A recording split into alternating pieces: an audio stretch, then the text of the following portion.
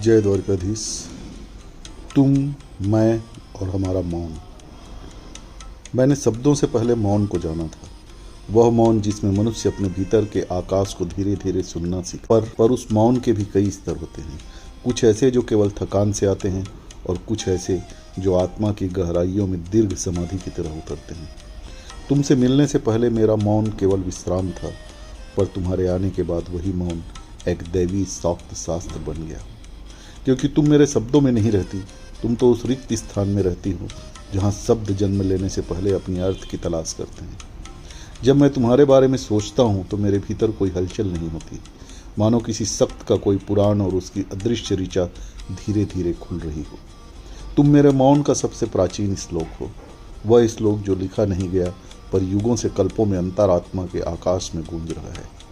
तुम्हारी स्मृति किसी आवाज़ की तरह नहीं आती, वह तो एक विस्तृत निशब्दता बनकर मेरे भीतर फैल जाती है, और उसी निशब्दता में मुझे अपने अस्तित्व का सबसे स्पष्ट बोध होता है।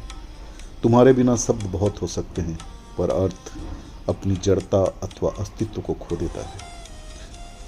तुम्हारे साथ भले ही कोई शब्द न बोले जाएं, फिर भी अर्थों का पूरा ब्रह्मांड मेरे भीतर दिक्त हो उठता है। कभी कभी मुझे लगता है कि तुम्हारा होना किसी प्रश्न का उत्तर नहीं, बल्कि उस प्रश्न की शुद्धता है जो मुझे अंदर से विस्तार देती है, विस्तृत करती है। तुम मेरे भीतर ऐसे उपस्थित हो जैसे प्राचीन मंदिर के गर्भगृह में एक शांत दीपक। वह बोलता नहीं, पर उसके प्रकाश से सब कुछ स्पष्ट हो जाता है। और जब मैं अपने जीवन की भीड़ से थक कर लौटता हूँ तो पाता हूँ कि मेरे भीतर अब भी एक जगह बची हुई है, वही जगह जहाँ तुम्हारा मौन एक शाश्वत बीज मंत्र की तरह धीरे धीरे गूंज रहा है। शायद इसी को प्रेम की सबसे प्राचीन अवस्था कहा जा सकता है, जहाँ शब्द समाप्त हो जाते हैं और दो आत्माओं के बीच केवल एक दीर्घ, गहरा और प्रकाशमान मौन रह जाता है।